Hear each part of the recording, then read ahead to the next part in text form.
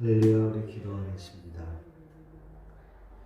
고마우시고 자비로우신 아버지 하나님 감사합니다. 오늘도 주의 말씀을 보기 원합니다. 이 말씀을 통해 주님이 영광을 받아주시고 저희들에겐 한없는 은혜의 시간, 축복의 시간이 될 수 있도록 주여 도와 주시옵소서. 감사를 드리옵고 예수님의 이름으로 기도하옵나이다. 오늘 하나님께서 저와 여러분들에게 주시고자 하시는 은혜의 말씀의 제목은 당신은 어떤 재능이 있는가? 라는 제목으로 말씀 전하기를 소원합니다. 이 말씀을 읽고 듣고 보는 가운데 성령 하나님의 폭포수와 같은 은총이 저와 여러분들 심령 가운데 넘쳐날 수 있기를 존귀하신 예수님의 이름으로 간절히 축원드립니다. 깁슨이라는 사람은 미국에서 손꼽는 부자였다고 합니다. 그는 캐나다 시골 마을 가난한 농부의 아들로 태어나서 물레방앗간 심부름꾼을 했습니다. 그런 그가 비구의 거부가 된 것입니다. 우리나라로 얘기하면 현대 그룹의 정주영 회장과 같은 그런 분이죠. 하루는 친구들이 너의 성공 비결이 무엇이냐 이렇게 묻자 그가 나에게는 성공의 세 가지 신조가 있다 라고 대답했답니다. 첫 번째로는 직업을 하나님이 주신 천직으로 믿고 있다. 두 번째는 술을 마시지 않으며 셋째는 성실하고 열심히 즐겁게 일하는 것이었다 라고 대답을 했습니다. 하나님이 주신 직업을 천직으로 여겼다는 거죠. 내가 어떤 일을 할 때 기쁨으로 할 수 있느냐를 따져보면 천직인지 아닌지를 알 수 있다는 말입니다. 다른 표현으로 말하면 적성에 맞는 자신의 일인지 아닌지를 알게 된다는 말이죠.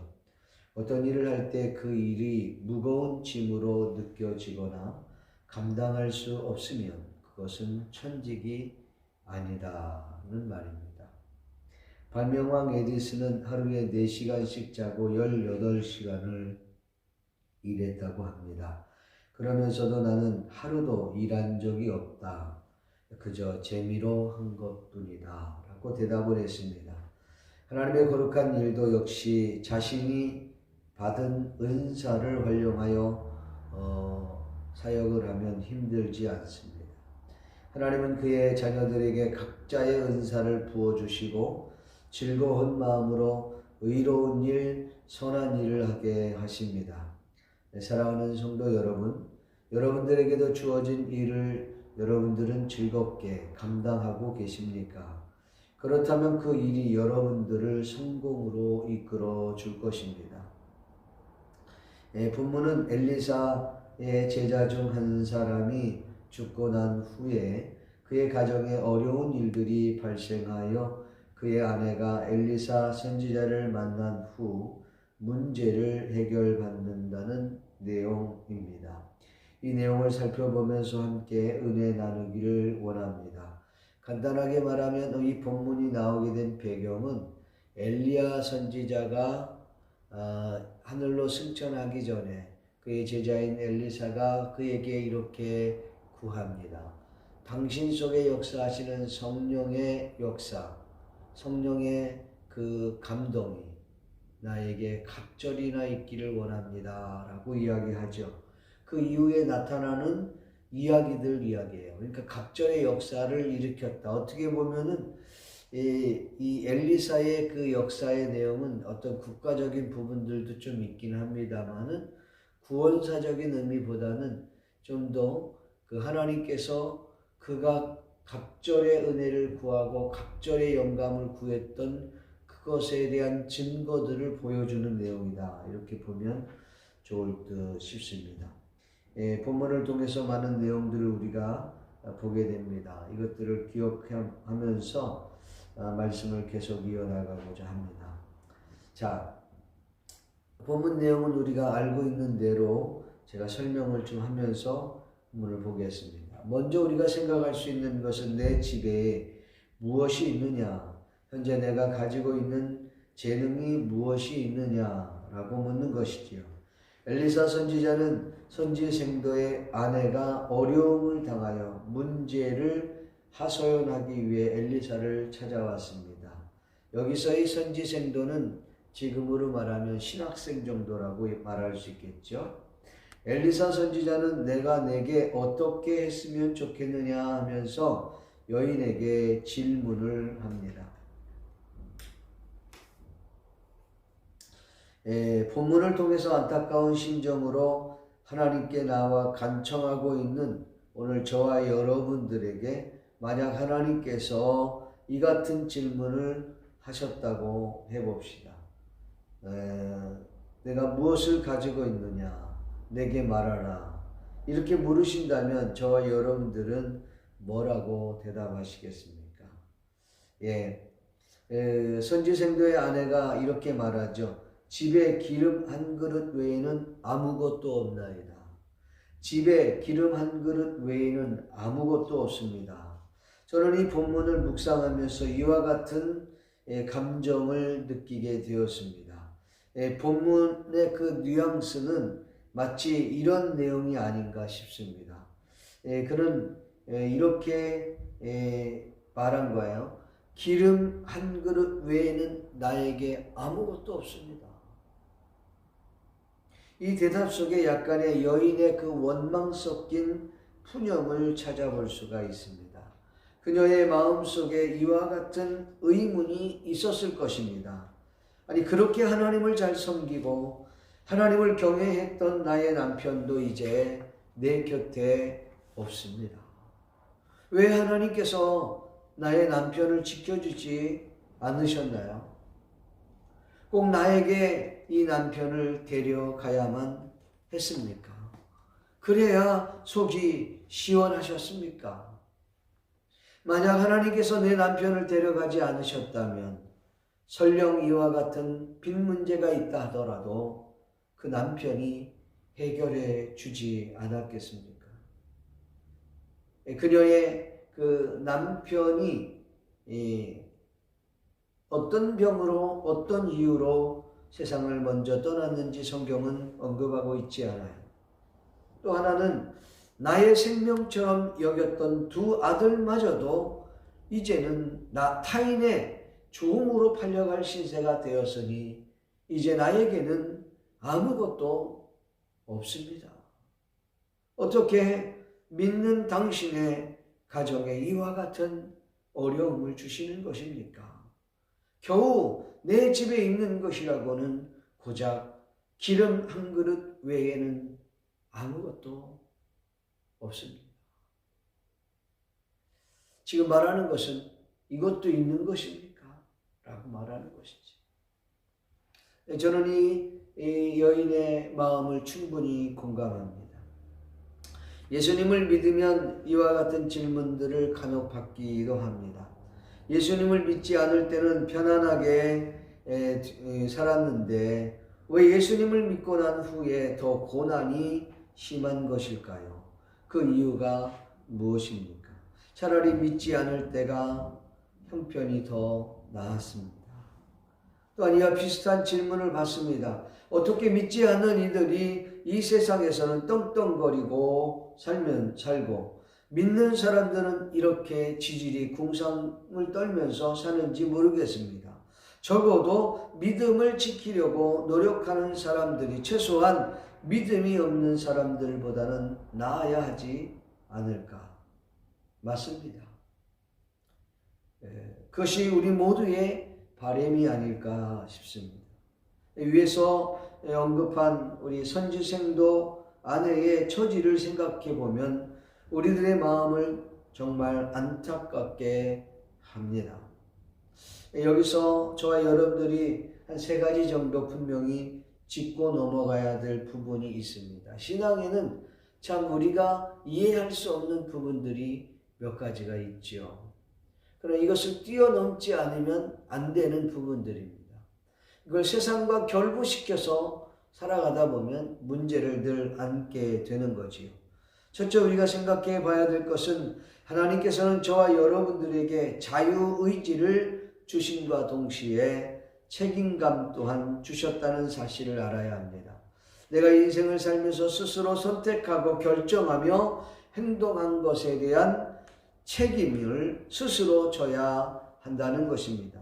이 첫 번째 경우가 그리스도인들의 삶을 좌지우지한다는 것을 우리는 알아야 합니다. 나의 잘못된 선택과 행동으로 인한 결과를 하나님께 그 책임을 돌려서는 안 된다는 것입니다. 현대를 살고 있는 많은 그리스도인들이 제2의 아담과 하와처럼 책임을 회피하거나 죄를 타인에게 전가시키려는 경향이 있다는 것이지요. 갈라디아서 6장 7절과 8절 말씀해 보면 스스로 속지 말라. 하나님은 업신여김을 받지 아니하시나니 사람이 무엇으로 심든지 그대로 거두리라. 자기의 육체를 위하여 심는 자는 육체로부터 썩어진 것을 거두고 성령을 위하여 심는 자는 성령으로부터 영생을 거두리라. 이게 세상이 이치고 영적인 또한 원리라는 사실이지요.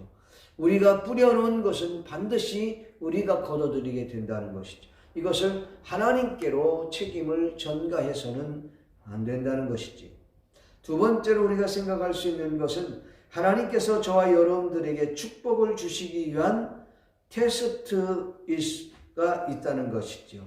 이 테스트를 통해 믿음의 사람들에게 복을 주시기를 원한다는 것. 대부분의 사람들은 축복을 기대하면서 고통과 고난은 싫어합니다. 실례로 욥의 축복 이야기를 하면 자기는 그와 같은 축복은 필요 없으니 그냥 소소한 축복만을 누리기를 원한다는 거죠. 고통, 또 고난은 겪고 싶지 않다는 거예요. 여러분, 진정한 축복이란 고난을 통해서 온다는 사실을 깨달아야 합니다. 세 번째 우리가 짚고 넘어가야 될 것은 우리가 사탄의 유혹에 빠져 고난과 고통을 겪는 경우가 있다는 것입니다. 그러면 이렇게 말하는 이들이 있습니다. 아니 목사님, 하나님께서 전능하신 분이잖아요. 그와 같은 유혹이 왔을 때 그 유혹에 빠지지 않도록 하나님께서 해주시면 되잖아요. 왜 자기 백성을 유혹에 내버려 두십니까? 일리가 있고 또 맞는 이야기 같습니다. 그러면 제가 여러분들에게 다시 한번 묻겠습니다. 하나님께서 모든 것을 다 해주신다면 여러분들은 무엇을 하시겠습니까? 그냥 아무런 노력 없이 축복만을 누리려고 하시는 겁니까? 마치 아무것도 하지 않고 감나무에서 감 떨어지기만을 기다리며 살 것인가? 인간은 죄성을 갖고 있는 존재라서 이렇게 하면 이렇게 했다고 또 원망과 불평을 늘어놓고 또 저렇게 하면 저렇게 했다고 원망과 불평을 늘어놓는 존재가 바로 인간입니다. 하나님께서 우리들에게 자유의지를 주지 않고 마치 우리를 로봇처럼 만드셨다고 하면 여러분들 또 우리 인간들은 이렇게 이야기할 겁니다. 내 인생이 없잖아요. 우리를 로봇처럼 살도록 만드실 것 같으면 왜 우리를 만드셨어요? 라고 반문할 것입니다. 여러분, 하나님께서 우리들에게 선한 길, 악한 길이 있습니다. 이걸 택할 수 있는, 이것을 선택하고 이것에 대한 행동을 하는 것을 오늘 저와 여러분들에게 주셨다는 거예요.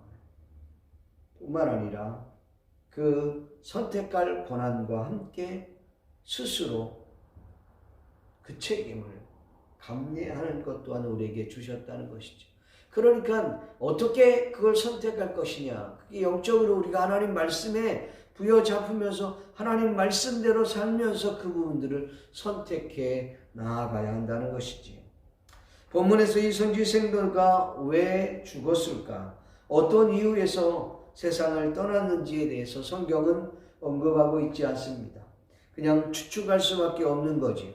선지생도의 그가 어떤 질병으로 아니면 불의의 사고로 세상을 떠났는지, 그리고 이 여인이 왜 자신이 감당할 수 없을 만큼 이토록 빚을 져야만 했는지, 그리고 심지어 자식이 타인에게 넘겨주어야 할 만큼 딱한 사정까지 내몰렸는지에 대한 정확한 언급이 나와 있지 않아요. 그러니까 추측할 수밖에 없는 거지.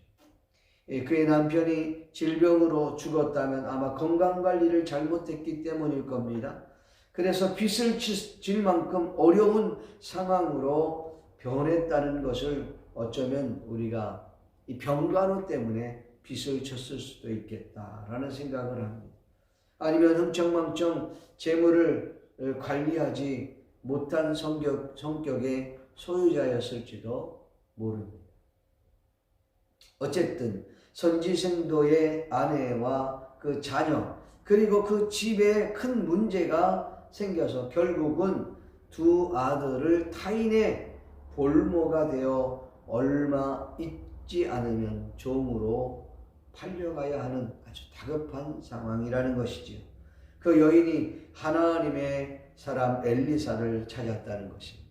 여기서 하나님의 사람 엘리사를 찾았다는 말은 영적 의미로 볼 때에 그가 하나님을 찾았다라고 보면 될 것입니다.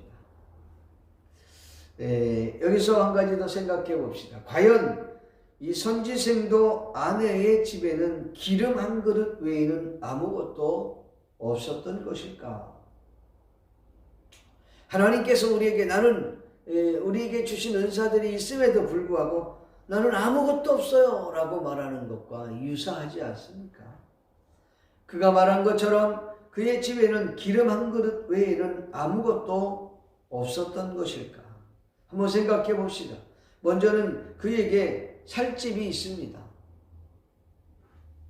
그 집에는 자기뿐만 아니라 생명처럼 여기는 두 아들이 있었습니다. 여러분이 생각해 보십시오. 이 엘리사 선지자가 그릇을 빌려오되 적게 빌리지 말고 많이 빌려오라. 많이 빌려오라는 말은 성경에 나와 있지 않아요. 적게 빌리지 말라 그런 말은 많이 빌려오라는 표현이 되어 있겠죠. 여인이 기름을 팔고 남을 만큼의 돈을 벌려면 최소한 그릇을 많이 빌려야 했던 것이죠. 그릇을 많이 빌리려고 하면 그만큼 주변 사람들과의 신용이 쌓여 있어야 하지 않겠습니까? 그릇을 빌려갔는데 그 다음에 돌려주지 않거나 평소에 주변 사람들과의 관계가 그리 좋지 않는다면 그릇을 빌리는 것마저도 쉬운 일은 아니었을 것입니다. 어쨌든 이 여인은 그릇을 많이 빌려서 그릇을 많이 빌려서 그 그릇에 기름을 많이 부을 수 있었다는 것이지요. 그런 점에서 봤을 때는 이 여인이나 아니면 그 남편, 그 집에 신용이 있었다는 것을 우리는 알 수가 있습니다. 최소한 이 엘리사 선지자에게 50명의 선지생도들이 있잖아요.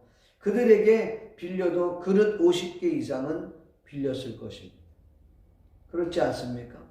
그렇다고 한다면 그렇게 하나님을 신뢰하고 경외했던 그 남편이 이 세상에 남겨놓고 갔던 신용, 아니면 그 여인이 갖고 있었던 그 신용, 이 여인에게는 그 선지생도의 친구들이 있었습니다. 그리고 무엇보다도 믿음의 선지자가 그의 곁에 있었음을 우리는 알 수가 있는 거죠. 아니 그 집에 무엇이 있느냐라고 묻지 않았습니까? 라고 하는 것은 그가 가지고 있었던 상황들을 설명하고 있는 것이죠. 대체적으로 사람들에게 너의 재능이 뭐니? 라고 물으면 나는 할 줄 아는 것이 아무것도 없어요. 왜 할 줄 아는 것이 없는데? 라고 물으면 몰라요. 이렇게 대답을 합니다. 생각하고 싶지 않은 것인지 아니면 사람들과 비교해 볼 때 자신이 할 수 있는 것이 없다고 느껴서 정확하게 그렇게 말하는 것인지는 잘 몰라요. 어쨌든 자신의 존재감을 이렇게 타인과 비교해서 찾으려고 하는 것이지요. 아무것도 나는 하는 것이 없습니다. 내가 할 수 있는 재능이라고는 목소리 큰 것 외에는 아무것도 없어요. 사랑하는 성도 여러분, 자신이 가지고 있는 것이 무엇인지,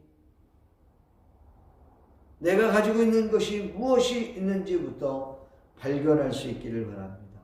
오늘은 우리가 2020년도 마지막 52주째 예배를 드리는 날입니다.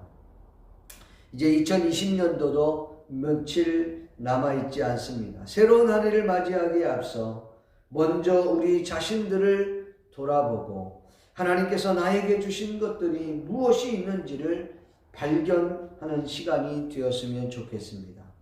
성도 여러분, 여러분들에게 하나님께서 주신 선물, 하나님께서 주신 그 재능, 하나님께서 주시는 그 은사가 과연 무엇이 있을까? 타인과 비교하지 말고 나에게 주신 것을 찾아보십시오. 현재 나는 나의 적성에 맞는 일을 하고 있는지 아니면 전혀 적성에 맞지 않는 일을 하고 있는지부터 생각해 봅시다. 하나님께서 나에게 주신 은사는 무엇이 있을까? 그와 같은 재능을 발견하여 그 재능을 사용하여서 2020년도를 여러분이 준비하고 계획하고 새롭게 한 해를 출발할 수 있기를 존귀하신 예수님의 이름으로 간절히 축원합니다. 그렇다면 자신의 적성, 재능, 은사를 어떻게 발견할 수 있을까? 일반적으로는 적성 검사를 받아보는 일도 있을 겁니다. 또한 현재 자신이 하고 있는 일을 통해서 확인할 수도 있습니다. 예를 든다면 지금 내가 하고 있는 일이 재미있는가라는 거죠. 그 일을 하면은 막 재미가 있고 즐겁고 그 일만 생각해도 흥이 돋궈진다. 또 지금 하고 있는 일을 생각만 해도 더 막 실증나지 않고 막 지속적으로 일할 수 있다. 그 일을 하게 될 때 내 속에서 막 에너지가 생겨나고 있다. 그러면 분명 그것이 여러분에게 적성에 맞는 일일 것입니다. 더 확실한 것이 있습니다. 이 일이 나의 적성에 맞는 일인가를 알아보려면 재미도 있을 뿐만 아니라 지치지도 않아요. 그 일이 나에게 에너지를 막 줍니다. 그런데 한 가지 더 질문을 해보십시오. 지금 내가 그 일을 하는데 잘하고 있느냐라는 거죠. 잘하느냐 이거예요. 어느 정도 잘해 이게 아니라 그만 지금까지 했던 일이니까 마마합니다 이런 거 말고요. 스스로 자화자찬하면서 난 잘해요 이게 아니라 정말 주변의 사람들이 칭찬하고 인정하고 박수를 쳐주냐 이거예요. 야, 너 정말 너는 이 일을 정말 너무 잘해. 넌 적성에 이게 맞는 것 같아. 혹시 이런 소리를 듣고 있느냐는 거지. 예를 든다면 우리 기술 업종에서 있는 분들이 있다면 일을 하고 났는데 참 너 손재주가 좋다. 이런 말을 듣고 있느냐라는 거죠. 스스로 자화자찬하는 거 말고 정말로 주변 사람들이 인정을 하고 있다. 자넨 정말 이게 천직인 것 같아. 정말 대단하네. 훌륭해. 이런 소리를 여러분이 듣고 있다면 어쩌면 여러분들은 자신에게 맞는 적성의 일을 하고 있는 확률이 높을 것입니다. 특히 믿는 하나님의 자녀들은 이와 같은 적성, 재능, 은사를 통해 하나님의 거룩한 사명을 감당하고 완수해 가는 것입니다. 과연 나는 이 일을 지속적으로 감당할 수 있을까? 또한 하나님께 이 일이 영광을 돌리는 일인가? 또한 여러분이 물어야겠지. 우리는 이것을 사명이라고 부르는 것입니다. 본문에서 엘리사 선지자는 자신을 찾아온 선지생도 아내에게 묻습니다. 내가 너를 위하여 어떻게 하라? 내가 너를 위해서 어떻게 하랴? 내 집에 무엇이 없느냐를 물은 것이 아니시고 내 집에 무엇이 있느냐고 물으셨다는 점이에요. 분명 여러분 기억하십시오. 하나님께서 우리가 가지고 있는 것을 사용하여 일하신다는 것입니다.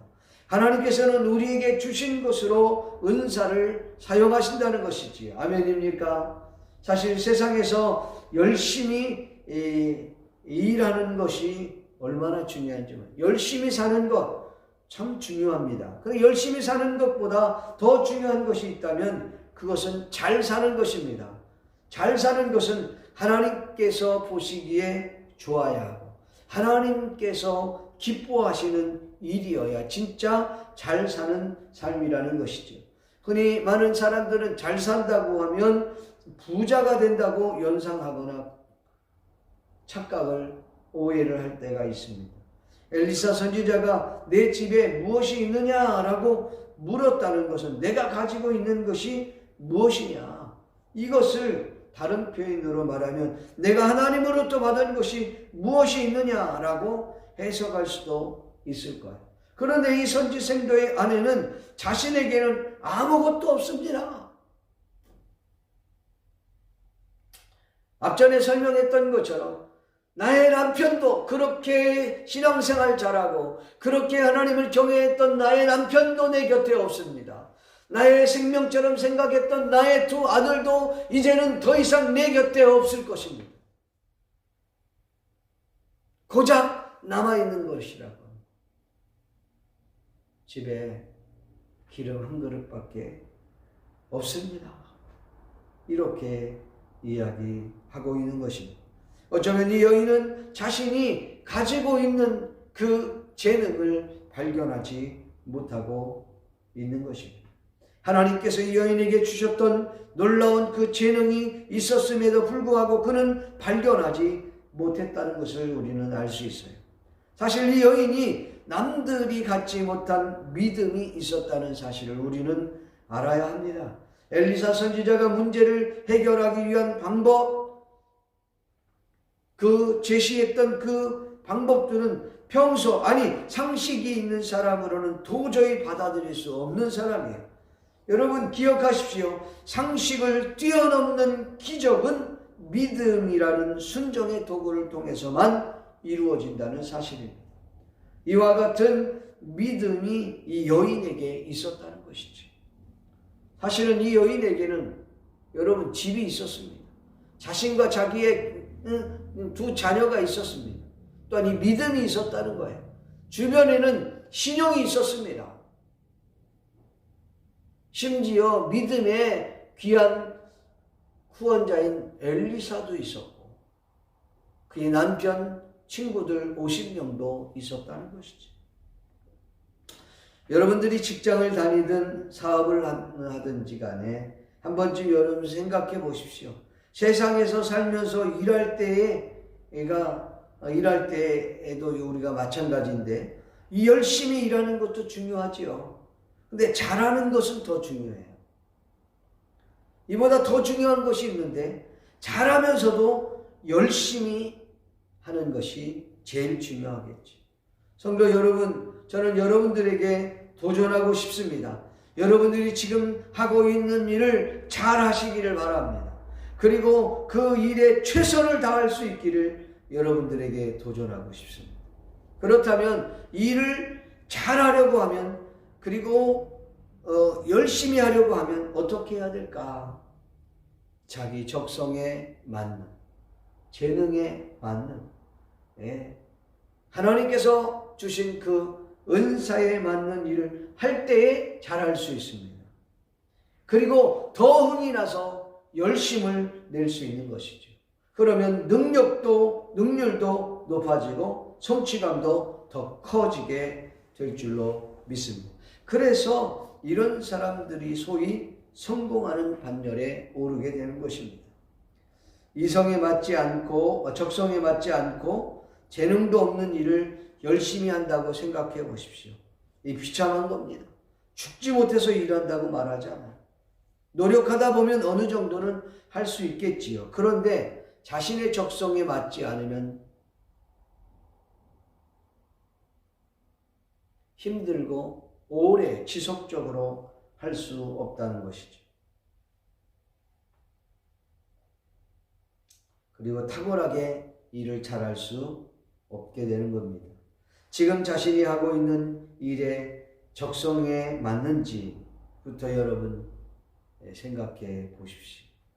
그냥 무조건 무턱대고 열심히 한다고 되는 게 아니죠. 열심히 한다고 했는데 나중에는 번아웃이 되는 것이죠.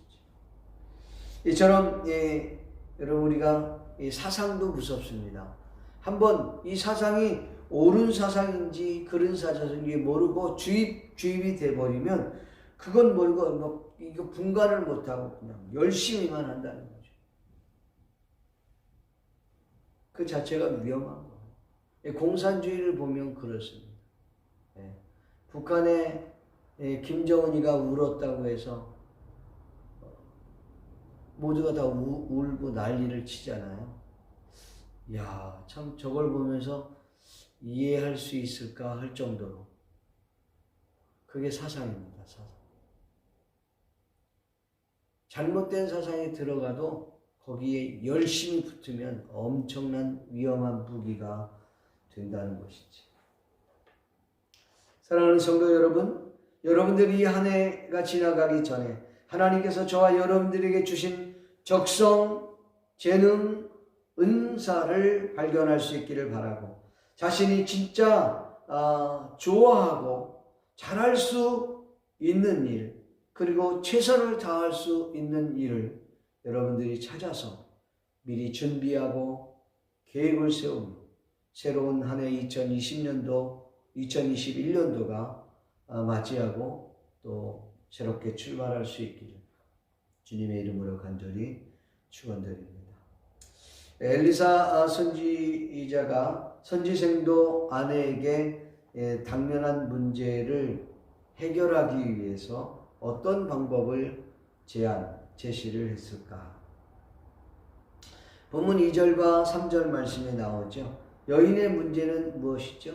빚으로 인하여서 두 아들을 종으로 팔려가야 하는 다급한 상황이었어요. 그렇다면 이 여인이 빚진 돈이 얼마나 될까? 얼마나 되길래 두 아들을 볼모로 잡아 종으로 삼으려고 했을까? 여러분, 기본적으로 두 아들을 종으로 볼모를 잡을 정도라면 꽤 많은 돈을 빚졌을 가능성이 높습니다. 그렇지 않습니까? 그 빚이 어느 정도인지 성경은 사실 언급하고 있지 않아요. 근데 여기서 우리가 하나의 의문점이 있어요. 기름 얼마를 팔아야 그 많은 돈을 갚을 수 있을까요? 과연 그 기름을 판 돈으로 빚을 갚을 수는 있는 건가? 여인이 살고 있었던 집이 얼마나 크길래 그 많은 여러분 돈을 갚을 만큼의 그릇을 그 집안에 다 늘어놓을 수 있겠는가? 선지생도의 집안이 그렇게 크고 넉넉한 집이었다면 아마도 돈을 빌리지 않고 빚을 지는 일은 없었을 것입니다. 그렇다면 그 집도 그렇게 크고 넓지 않았을 텐데 기름을 팔아서 빚을 갚기란 쉽지 않았을 것입니다. 그렇다면 여러 가지 정황을 이렇게 살펴보고 추론해 볼 때에 이 여인이 빚진 돈이 개인에게는 엄청나게 컸을 수는 있겠지만은 제3자가 봤을 때는 그다지 그렇게 큰 돈은 아니었을 것이다 라고 생각이 듭니다. 물론 여인에게는 컸을 수 있어요. 요사이 이런 거 있잖아요. 달러빚, 흔히 사채라고 하잖아요. 빌린 돈은 한 100만 원 정도밖에 안 되는데 그 이자가 엄청나서 나중에는 배보다 배꼽이 더 커지는 상황이 벌어지게 되죠. 빌린 원금 액수보다 이자가 더 불어나고 원금 액수 합쳐져서 나오는 이자는 막 계속 불어나게 되는 것이죠. 그러다 보니까 결국은 빚을 갚을 수 없는 상황이 되죠. 이런 경우가 어쩌면 이 선지생도의 아내의 경우가 아닌가 싶습니다. 나쁜 사람 경우는 이렇게 하죠. 어떤 무엇인가를 볼모로 잡는 거죠. 내 딸이나 아들이나 뭐 재산이나 아니면 집이나 뭐 차가 있으면 차나 뭐든지 이렇게 차업을 하든지 하겠죠.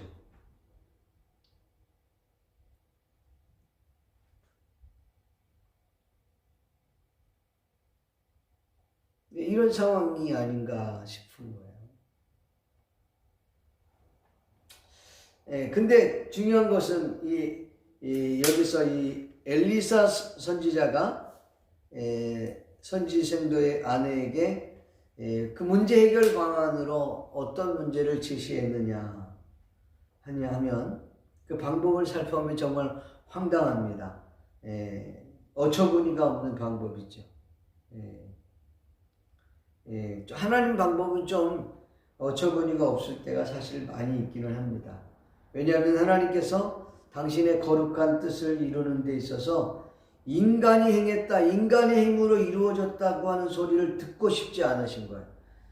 그래서 당신의 거룩한 뜻은 당신이 직접 행하셨다라는 것들을 보여주기 위해서 구약이나 신약에 보면 거의 대부분이 상식을 뛰어넘는 그런 내용들이라는 것이죠.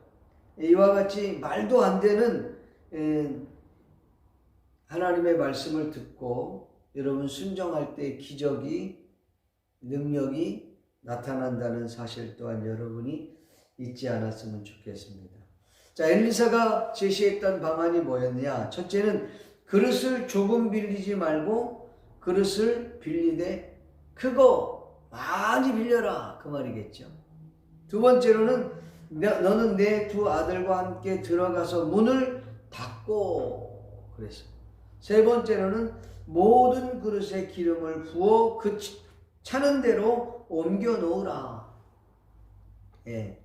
이 글을 읽고 우리는 그냥 그런가 보다 이렇게 생각할 수 있습니다만은 이 내용을 조금만 더 생각해 보면 상식적으로 전혀 맞지 않은 이야기라는 사실을 깨달을 수 있습니다.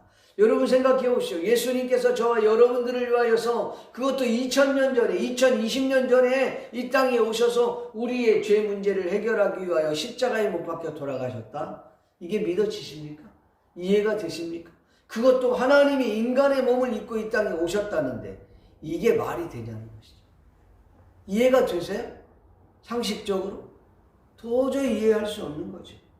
한번 생각해 봅시다. 늘 그랬던 것과 마찬가지로 상식적인 것 자체를 뛰어넘는 행동, 상식적인 그 자체를 뛰어넘는 행동은 바로 믿음 없이는 불가능한 것입니다.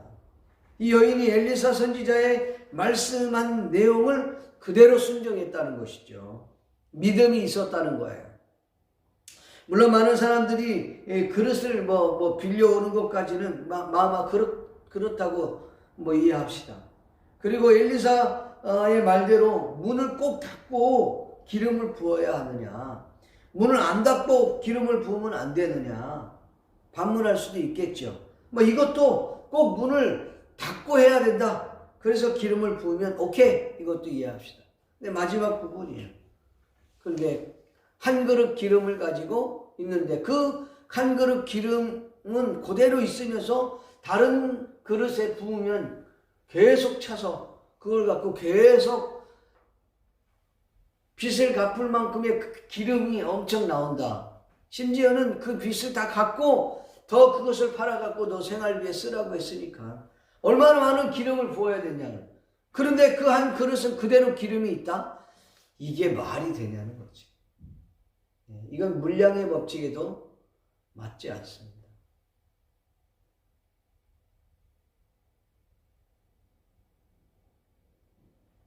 물량, 질량의 법칙에도 맞지 않는 그런 거죠.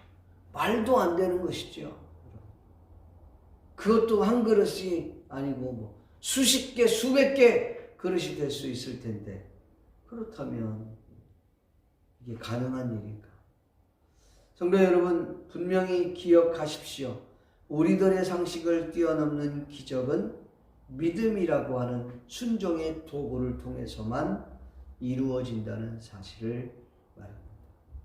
5절과 7절, 5절부터 7절의 내용이 이 여인이 그렇게 했다고 하는, 순종했다고 하는 이야기를 이 엘리사에게 이야기합니다.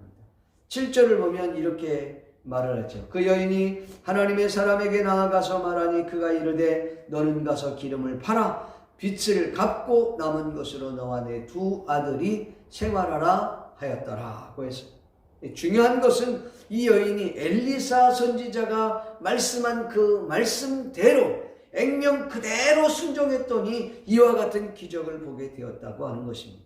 그러니까 이 여인은 여러분 남들이 갖지 않고 있었던 엄청난 큰 믿음을 갖고 있었다는 사실을 우리는 여기서도 발견하게 되는 것입니다. 말씀을 맺고자 합니다. 사랑하는 성도 여러분, 여러분은 하나님께서 주신 재능, 은사를 발견하셨습니까?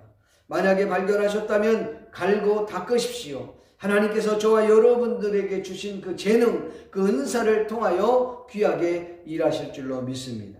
아직도 재능을 발견하지 못한 분들이 있다면 이 한 해가 지나가기 전에 자신에게 주신 재능이 무엇인지, 적성이 무엇인지, 은사가 무엇인지를 발견해서 2021년도를 맞이할 수 있기를 바랍니다.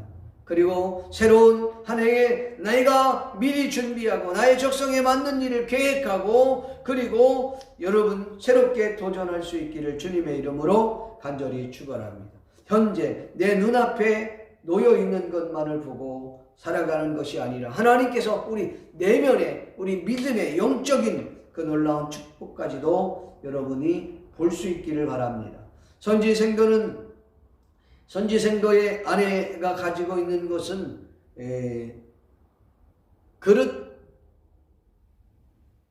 기름 한 그릇밖에 없다고 보았어요. 하나님께서 그에게 주신 것은 오히려 자신이 생각한 것 이상의 것을 받았음에도 불구하고 그것을 찾지 못하고 있었던 이 여인의 모습은 어쩌면 우리들의 모습이 아닌가 싶습니다. 오히려 받았음에도 불구하고 우리는 원망과 불평을 늘어놓고 섭섭하다고 생각할 수도 있습니다. 그러나 진정으로 하나님께서 저와 여러분에게 주신 것이 얼마나 크고 놀라운 것들이 있는지를 발견하고 그 적성을 맞춰서 그 재능을 가지고 하나님이 주신 은사로 여러분 새롭게 사역할 수 있기를 주의 이름으로 축원합니다. 그 주변에는 엘리사와 같은 믿음의 영적 후원자가 있었습니다. 그의 남편의 선지생도와 같은 믿음의 동력자들이 있었습니다. 사랑하는 두 아들이 있었습니다. 거할 집이 있었습니다. 그들에게는 무엇보다도 여인에게는 남이 갖고 있지 않은 믿음이 있었다는 사실을 우리는 여기에서 발견하게 됩니다. 더 나아가 하나님께서 여인에게 그리고 그 가정에 놀라운 하나님의 계획과 방법이 있음을 생각한다면 오늘 저와 여러분들이 하나님의 말씀을 통해서 순종하며 나아갈 때 나같이 연약하고 힘없는 존재가 하나님께 귀하게 값지게 쓰임받아 거룩한 하나님의 위대한 일을 이루는 복된 저와 여러분이 될 수 있기를 주님의 이름으로 간절히 축원드립니다. 기도하겠습니다. 고마우시고 자비로우신 아버지 하나님, 주님의 은혜와 은총을 감사합니다. 오늘도 우리 하나님께서 함께해 주셔서 이 모든 것들을 감당할 수 있도록 은혜 베풀어 주시옵소서. 감사하고 예수님의 이름으로 기도하옵나이다. 아멘.